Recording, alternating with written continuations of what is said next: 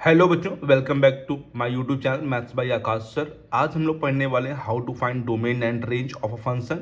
Domain और range किस प्रकार से हम लोग फाइंड कर सकते हैं किसी फंक्शन को, वो जानने वाले हैं और तरीका देखने वाले हैं कि कौन से क्वेश्चन किस किस तरीके से किए जाते हैं बच्चों। आज जो पहला क्वेश्चन है वो अंडर रूट के अंदर है। जितने भी रूट वाले क्वेश्चन है वो सभी फिलहाल इसी प्रकार से किए जाएंगे, चाहे वो डोमेन फाइंड करना हो या फिर रेंज फाइंड करना हो। ओके बच्चों, तो चलिए स्टार्ट करते हैं। लिखा है if F X equal to minus under root के अंदर -5 -6x -x² then find the domain and range of F X. ठीक है, तो अगर आपको कभी भी रूट के अंदर कोई भी क्वेश्चन लिख के आ जाए, जैसे यहाँ पर F X equal to minus बाहर है फिर रूट लगा हुआ है और -5 -6x -x², तो ये ध्यान रखिए बच्चों, हमेशा डोमेन और रेंज रियल नंबर के लिए होता है, कॉम्प्लेक्स नंबर यहाँ पर नहीं लिए जाते हैं। तो इसकी वैल्यू हमेशा क्या आना चाहिए, ग्रेटर देन जीरो आना चाहिए, या ग्रेटर देन आए या फिर इक्वल टू जीरो आना चाहिए। क्योंकि अगर लेस देन जीरो आ गया तो वो कॉम्प्लेक्स नंबर माना जाएगा, जो कि डोमेन और रेंज में लाई नहीं कर सकता है बच्चों, सिर्फ रियल नंबर ही लाई करते हैं। तो कभी भी रूट लग के आ जाए ना, तो जो भी उसके अंदर लिखा है, जो भी लिखा है इसके अंदर, वो हमेशा greater than equal to zero होना चाहिए। ओके, बट डिनोमिनेटर में लिखा हो तो सिर्फ ग्रेटर देन होना चाहिए, क्योंकि इक्वल टू जीरो हो गया तो 1/0 भी बच्चों नॉट डिफाइंड हो जाएगा वहां पे। ठीक है, तो रूट का मतलब है greater than equal to, but denominator में लिखा हो तो सिर्फ ग्रेटर देन। अभी तो सिंपल ये न्यूमिनेटर में लिखा हुआ है, तो इसकी वैल्यू जो होनी चाहिए वो क्या होनी चाहिए, ग्रेटर देन इक्वल टू क्या होना चाहिए, जीरो होना चाहिए। राइट, तो फॉर डोमेन के लिए पहले समझते हैं, है ना, डोमेन। तो डोमेन के लिए जो लिखी हुई वैल्यू है बच्चों, ये जो लिखा हुआ है -5 -6x -x², क्या होना चाहिए, greater than equal to zero होना चाहिए। राइट, इतनी बात सब लोग को आ गई, यहाँ पर कोई दिक्कत नहीं, जो भी लिखा हुआ पूरा यहाँ लिखिए और वो greater than equal to zero होना चाहिए। ठीक है, अब x² को ऑलवेज पॉजिटिव रखिए बच्चों, भले ये दोनों माइनस में चलेगा, लेकिन x² को ऑलवेज ट्राई करिए कि पॉजिटिव में लिखिए बच्चों। x² को पॉजिटिव में लिखेंगे तो आप लोगों को फायदा रहेगा बच्चों, इजी रहेगा करना बच्चों। तो इसको पॉजिटिव करने के लिए सब में माइनस का मल्टीप्लाई करेंगे, तो माइनस का मल्टीप्लाई करेंगे तो x² प्लस का होगा, 6x भी प्लस का हो जाएगा क्योंकि माइनस था, और 5 भी प्लस का हो जाएगा। और ये जो हो जाएगा बच्चों घूम जाएगा, जब माइनस से मल्टीप्लाई करते हैं तो इनइक्वलिटी जस्ट उल्टा हो जाता है बच्चों। तो भी ग्रेटर देन इक्वल टू था, अब हो गया है लेस देन इक्वल टू बच्चों यहाँ पे। नेक्स्ट बच्चों, अब आप लोग यहाँ पर फैक्टराइज कर सकते हैं, है ना, बिना फैक्टराइज से भी कर सकते हैं, फैक्टराइज से भी कर सकते हैं बच्चों। ठीक है, हम बता रहे हैं दोनों मेथड आप लोग को। ठीक है, पहले फैक्टराइज समझिए बच्चों। फैक्टराइज कैसे करेंगे, 5 के फैक्टर करें, प्लस करने पे 6 आ जाए बच्चों, तो 5 + 1, okay, +5 greater than equal to zero, less than equal to zero. x² plus का 5x प्लस का 1x प्लस का 5, दो दो के पेयर बनाएंगे यहाँ पर। ठीक है, x कॉमन लेंगे, x + 5, यहाँ 1 कॉमन लेंगे तो x + 5। राइट है, सभी लोग को आता होगा जहाँ तक ये फैक्टराइजेशन। ठीक है, x + 5 यहाँ पे कॉमन कर लेंगे दोनों से, x + 5 कॉमन कर लिया तो क्या बचा है, x + 1 less than equal to zero. एक बार इसको जीरो कर लीजिए, अभी फिलहाल यहाँ पे लेस देन मालूम है बच्चों में, लेकिन एक बार जीरो करिए तो बताते फिर क्या होता है। x + 5 = 0, तो x = -5 आ जाएगा, सॉरी बच्चों। और एक बार x + 1 को जीरो करेंगे तो x = क्या आ जाएगा, -1। तो नंबर लाइन ड्रॉ करिए, और जो छोटी वैल्यू है वो -5 है, क्योंकि जो माइनस में जितनी भी बड़ी हो जाती है वो उतनी ही छोटी छोटी हो जाती है। तो -5 और -1 में बड़ी वैल्यू कौन सी, -1 बड़ी है और -5 लेस है। तो पहले लेस मतलब छोटी वैल्यू लिखेंगे नंबर लाइन पे, फिर बड़ी वैल्यू लिखेंगे -1, और इसको इस तरीके से ऐसे बना दीजिए, आप लोग को लिखने में दिक्कत नहीं होगी, समझने में दिक्कत नहीं होगी। यहाँ पर -∞ हो जाएगा लेफ्ट में और +∞ हो जाएगा राइट में। राइट है बच्चों, अब x² पे गौर करिए। x² मैंने कहा था ऑलवेज पॉजिटिव होना चाहिए, नहीं है तो पहले बनाइए। x² हमेशा पॉजिटिव होना चाहिए, और इसीलिए पॉजिटिव होगा तो आप स्टार्टिंग पॉजिटिव से करेंगे। यहाँ पॉजिटिव, यहाँ निगेटिव, और यहाँ फिर से क्या लिखेंगे, पॉजिटिव, अल्टरनेट चलेगा, पहले पॉजिटिव फिर निगेटिव फिर पॉजिटिव। अब देखिए क्वेश्चन पे गौर करिए, यहाँ पे लिखा हुआ है less than equal to. Less than equal to का मतलब होता है हमें वो वैल्यू लेनी है जो जीरो से छोटी होती है, मतलब कि निगेटिव वैल्यू लेनी है। तो निगेटिव कहाँ है बच्चों, तो देखिए निगेटिव यहाँ लिखा है, यहाँ का मतलब यहाँ से लेकर यहाँ तक। अगर पॉजिटिव बोलता तो ये यहाँ से लेकर यहाँ तक होता और यहाँ से लेकर यहाँ तक होता है। माइनस इन्फिनाइट से -5 होता और -1 से इन्फिनाइट होता है। बट ये तो लेस देन लिखा है ना बच्चों, तो माइनस की वैल्यू ली जाएंगे बच्चों। तो इस देयरफॉर जो डोमेन हो जाएगा ऑफ एफ एक्स, ठीक है दिख रहा था बच्चों को, हाँ दिख रहा है, डोमेन ऑफ एफ एक्स जो हो जाएगा वो -5। और ये ध्यान दीजिए क्लोज इंटरवल -5 -1, ये क्योंकि क्या लगा इक्वल लगा है इसीलिए यहाँ क्लोज इंटरवल लगाएंगे। अगर यहाँ ये इक्वल नहीं लगा होता बच्चों यहाँ पर तो सिर्फ ओपन इंटरवल लगाते हैं, यहाँ पे इस प्रकार से जो इंटरवल होता है वो लगाते हैं। तो फिलहाल डोमेन क्या होगा -5 से -1, राइट है। तो एक मेथड ये है, एक मेथड और है वो भी समझ लेते हैं बच्चों। तो माइनस से तो इंटू करना पड़ेगा आप लोग को, एक्स स्क्वायर को प्लस करना पड़ेगा 6x। 5 को हम लोग इस साइड भेज देंगे, 5 देख रहे हैं इस साइड भेज दीजिए, माइनस का 5 हो जाएगा, सॉरी बच्चों।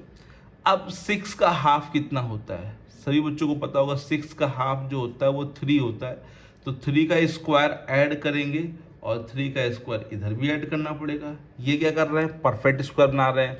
कैसे बनाते हैं, एक्स स्क्वायर गुणांक सिंपल लिखिए, उसको फ्री कर दीजिए, जो भी इसके पास है इसके पास कुछ भी नहीं होना चाहिए, ठीक है। जो भी है उसका डिवाइड करिए पहले, फिर एक्स के पास चलिए, एक्स का गुणांक, गुणांक का मतलब कॉफिशिएंट सॉरी होता है, एक्स का कॉफिशिएंट जो भी है यहाँ पर उसका हाफ करिए। 6 का हाफ कितना होता है 3, 3 का स्क्वायर ऐड करेंगे इस साइड भी, 3 का स्क्वायर इस तरफ भी ऐड कर देंगे।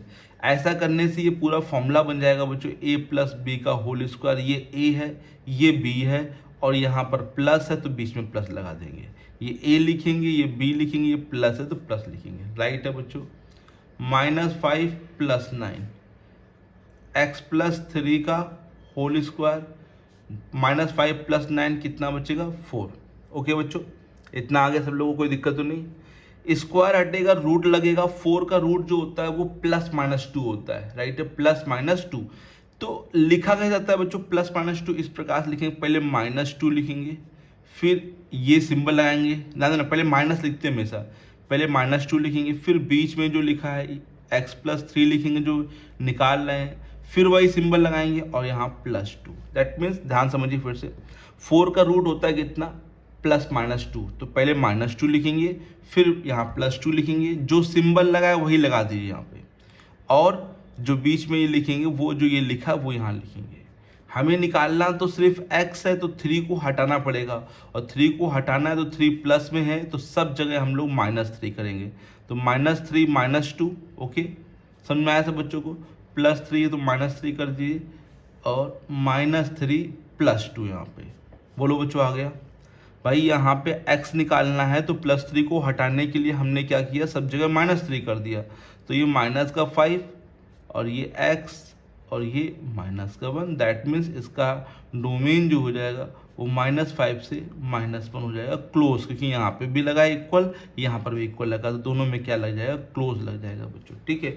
तो ये सेकेंड तरीका है डोमेन फाइंड करने का। उम्मीद है ये चीज़ आप लोगों को बहुत ही अच्छे से आ गई होगी, कोई दिक्कत नहीं होगी। जब कभी भी क्वाड्रेटिक इक्वेशन क्वाड्रेटिक पॉलिनोमियल दिया जाएगा तो आप लोग इसी प्रकार से करेंगे, या तो बच्चों फैक्टराइजेशन कर लीजिए या फिर परफेक्ट स्क्वायर बना लीजिए। इसमें क्या है डायरेक्ट आप लोग को आंसर दिख जाएगा लास्ट में, है ना। इसमें आप लोग को बनाना पड़ेगा, एक्स स्क्वायर हमेशा पॉजिटिव होना चाहिए, तो यहाँ पॉजिटिव निगेटिव पॉजिटिव, फिर यहाँ देख लीजिए लास्ट में क्या है लेस देन लेना है आप लोग को, लेस देन का मतलब निगेटिव, तो निगेटिव -5 से -1 ले लीजिए बच्चों, ठीक है। मतलब ये ना समझिए ये निगेटिव ना, ये जो लिखा है वो निगेटिव, ये वाली चीज़ देखिए, ये चीज़ देख के लेनी है आप लोग को, ठीक है। निगेटिव मतलब ये, तो -5 से -1, राइट है बच्चों। तो डोमेन सब बच्चों को आ गया, उम्मीद है डोमेन अच्छे से आ गया होगा। अब देखते हैं बच्चों इसका रेंज भी फाइंड करना है, तो रेंज किस प्रकार से फाइंड कर सकते हैं। तो अब बात करते हैं बच्चों रेंज की। रेंज फाइंड कैसे करेंगे, f(x) = क्वेश्चन जो लिखा है -√, के अंदर -5 -6x -x²। जब कभी भी रूट में क्वेश्चन आ जाएगा बच्चों तो ये समझ जाइए कि रूट की वैल्यू हमेशा 0 से बड़ी आती है बच्चों, ठीक है। क्या कहा मैंने, रूट की वैल्यू ऑलवेज क्या होती है, ग्रेटर देन इक्वल टू क्या होती है 0। बट आगे आप लोग देख सकते हैं बच्चों यहाँ माइनस लगा है, जिसकी वजह से इसकी वैल्यू तो हमेशा पॉजिटिव आएगी, बट ये उसे क्या कर देगा बच्चों, निगेटिव कर देगा। ठीक है, तो रूट के अंदर लिखी हुई वैल्यू हमेशा मतलब रेंज का मतलब ही होता है क्या आंसर आ सकता है, आंसर कहाँ से कहाँ तक आ सकता है बच्चों। तो आंसर रूट की वैल्यू क्या है, हमेशा पॉजिटिव होती है बच्चों, तो इसका आंसर हमेशा पॉजिटिव आना चाहिए, बट आगे क्या लगा है माइनस, तो इसका आंसर ऑलवेज क्या आएगा, निगेटिव आएगा।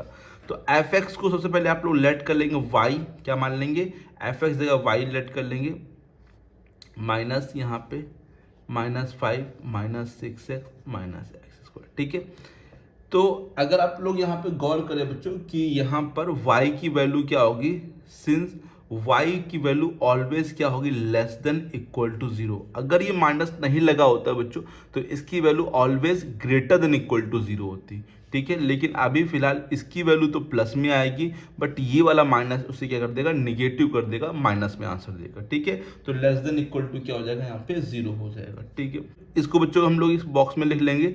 अगर मैं इस वाले इक्वेशन को स्क्वायरिंग करूं बच्चों, स्क्वायरिंग बोथ साइड, ऊपर वाले को क्या करूं बच्चों, स्क्वायरिंग बोथ साइड। ठीक है, तो स्क्वायरिंग कर दूंगा तो वाई स्क्वायर, इसको स्क्वायरिंग करना है बच्चों, जो फर्स्ट लिखा है। स्क्वायरिंग करने से ये वाला माइनस यहाँ से हट जाएगा बच्चों, बिकॉज स्क्वायरिंग में माइनस वाला क्या होता है, प्लस होता है, लेकिन अंदर का जो लिखा हुआ बच्चों बिल्कुल सेम टू सेम रहेगा। ठीक है, ये रूट यहाँ से हट जाएगा। इस साइड ले आते हैं तो एक्स स्क्वायर प्लस का हो जाएगा, फिर 6x भी प्लस का हो जाएगा, और वाई स्क्वायर +5, ये पूरा कांस्टेंट में काम आएगा बच्चों। ठीक है, इक्वल टू में 0। अब इसके रूट्स क्या होने चाहिए, रियल होने चाहिए। मैंने बताया आप लोग को बच्चों कि रूट्स ऑलवेज रियल यूज करेंगे यहाँ पे। तो रियल रूट्स के लिए समझिए बच्चों, यहाँ पर a की वैल्यू 1 है, ठीक है, b की वैल्यू 6 है, और ये पूरी वैल्यू किसकी है बच्चों, c की। ठीक है, तो फॉर रियल रूट्स के लिए आप लोग को पता होगा, हाई स्कूल में एक फॉर्मूला पढ़ा होगा कि डी का मतलब डिस्क्रिमिनेंट जो होता है वो always greater than equal to क्या होता है, 0 होता है। ठीक है, डी जो होता है always greater than equal to 0 होता है, और डी का जो फॉर्मूला होता है वो होता है b² माइनस का 4ac greater than equal to 0। B की बात करें तो बी क्या है बच्चों, 6 है, 6 का स्क्वायर -4। ए की बात करें तो ए 1 है, और सी की बात करें तो ये पूरा ही क्या है बच्चों, सी है, greater than equal to 0। For real roots के लिए D always greater than equal to 0 होना चाहिए। 6 6 36 और 4 ब्रैकेट के अंदर y² +5 greater than equal to 0। 36 -4y² minus का 20, माइनस प्लस माइनस 4 5 20 हो जाएगा। 36 में 20 जाएगा तो कितना बचेगा बताइए बच्चों, 16 बचेगा, माइनस का 4y² greater than equal to 0। अब इधर कर देते हैं बच्चों, 16 को हम लोग यही लिखेंगे, 4y² को इस साइड भेज देंगे। ठीक है, वो माइनस था तो ये क्या हो जाएगा, प्लस का हो जाएगा। ठीक है, ये आप लोग भी करेंगे, जो माइनस का होगा उसी को भेजिए बच्चों। निकालना तो मैं y है, सही बात है, लेकिन y को आप लोग भेजेंगे, y माइनस में है। ठीक है, 16 को भेजेंगे, वो माइनस का हो जाएगा, माइनस माइनस आप लोग कहीं कट ना कर दे, माइनस कट नहीं होता इनइक्वलिटी में, कभी कोई चीज़ यहाँ पे कट नहीं होती, सिर्फ कांस्टेंट कट होते हैं। ये नहीं कि माइनस माइनस भी कट कर दीजिए, माइनस माइनस सिर्फ इक्वल में कट होते हैं, इनइक्वलिटी में माइनस का मल्टीप्लाई कर सकते हैं, तो माइनस से मल्टीप्लाई करेंगे इनइक्वलिटी चेंज हो जाती है बच्चों। ठीक है, तो इसका काफ़ी ध्यान रखिए आप लोग। 4 से भी से कट कर लीजिए, कांस्टेंट है, तो 4 4 जा 16, और ये y²।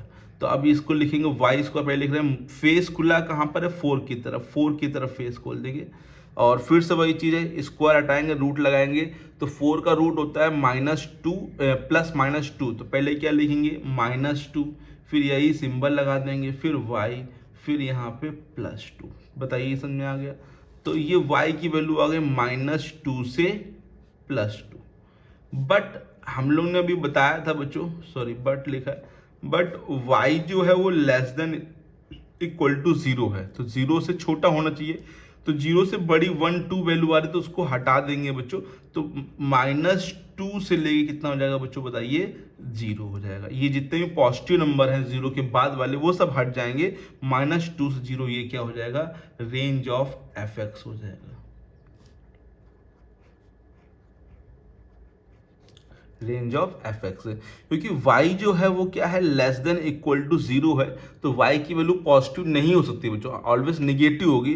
तो इसीलिए यहाँ पे जो ये वाली वैल्यू इधर वाली है बच्चों, वो मैंने छोड़ दी है। कौन सी बच्चों वैल्यू छोड़ दी है? जो कि पॉजिटिव थी, 0 से जितनी बड़ी वैल्यू थी वो सब लीव कर दी है, 0 तक वैल्यू ली है, -2 से लेके 0 तक, वो भी क्लोज में, क्योंकि यहाँ पर भी इक्वल लगा है, यहाँ पर भी इक्वल लगा, तो -2 से 0 तक जितनी भी ये नंबर्स आएंगे वो सब इसके रेंज कहलाएंगे। ओके बच्चों, समझ में आ गया आप लोग को ये डोमेन और रेंज इस फंक्शन का। तो कभी भी रूट वाले फंक्शन का डोमेन और रेंज फाइंड करना हो तो इस प्रकार से आप लोग फाइंड कर सकते हैं। काफ़ी ध्यान रखिए कि y की वैल्यू पहले ही बता दीजिए कि हाँ इसकी वैल्यू यहाँ तक लाई करेगी। जैसे समझिए 1 मिनट के लिए, अगर ये माइनस नहीं होता बच्चों तो y की वैल्यू ग्रेटर देन इक्वल टू 0 होता। सेम सॉल्व करते मान लीजिए यही होता, तो फिर हम लोग इस तरफ वाली वैल्यू नहीं लेते, निगेटिव वैल्यू नहीं लेते, फिर लेते 0 से लेकर +2 तक, ठीक है। तो बड़ी वैल्यू लेनी पड़ती है हम लोग को, छोटी नहीं, फिर क्या लेते हैं, बड़ी वैल्यू यहाँ पे, राइट है बच्चों। तो इसको काफ़ी ध्यान रखिए बच्चों, ठीक है। अगर ये माइनस यहाँ पर ना होता तो यहाँ पे फिर लिखते 0 से बड़ी, तो 0 से बड़ी मतलब 0 से लेके +2 तक आंसर आता है बच्चों। ओके, तो उम्मीद है ये वाला क्वेश्चन आप लोग को अच्छे से आ गया होगा डोमेन और रेंज का बच्चों। एक क्वेश्चन हम आपको होमवर्क में दे रहे हैं और आप लोग इसको कमेंट बॉक्स में बताइए कि इसका आंसर क्या होगा, डोमेन और रेंज दोनों बच्चों, ठीक है। तो हम एक फंक्शन दे रहे हैं F X equal to under root के अंदर x² - 8x प्लस का 15। इसका डोमेन और रेंज आप लोगों को कमेंट करके बताना है कि इसका डोमेन क्या होगा और रेंज क्या होगा बच्चों, ठीक है। आगे माइनस नहीं है, बी अंदर भी बच्चों x² पॉजिटिव है, माइनस का 8x है, प्लस का 15 है। डोमेन और रेंज दोनों आप लोग कमेंट करके बताना है, और जिसका आंसर सही होगा उस पर हम लाइक जरूर देंगे बच्चों, ठीक है। ओके बच्चों, सभी लोग को उम्मीद है ये क्वेश्चन आ गया होगा। अभी भी कोई प्रॉब्लम है तो आप लोग पूछ सकते हैं कमेंट बॉक्स में लिखकर। ओके बच्चों, नेक्स्ट वीडियो में और भी चीज़ आप लोग को इंटरेस्टिंग बताएंगे जो आप लोग के लिए काफ़ी यूजफुल है। क्लास 11 की मैथ बच्चों आप लोग को बता रहा हूँ, उम्मीद है हर एक चैप्टर में हर एक चीज़ बताने की कोशिश करूँगा बच्चों, ठीक है। आप लोग के पास भी कोई चैप्टर है जो आप लोग को नहीं आ रहा, वीक है, लग रहा है, तो आप लोग पूछ सकते हैं कमेंट बॉक्स में लिखकर, और कि बता सकते हैं कौन सा चैप्टर पढ़ाना चाहिए जो आप लोग को सब लोग को समझ में आ जाए बच्चों, ठीक है। तो मिलते हैं बच्चों नेक्स्ट वीडियो में, तब तक के लिए thank you so much, keep learning, keep practising.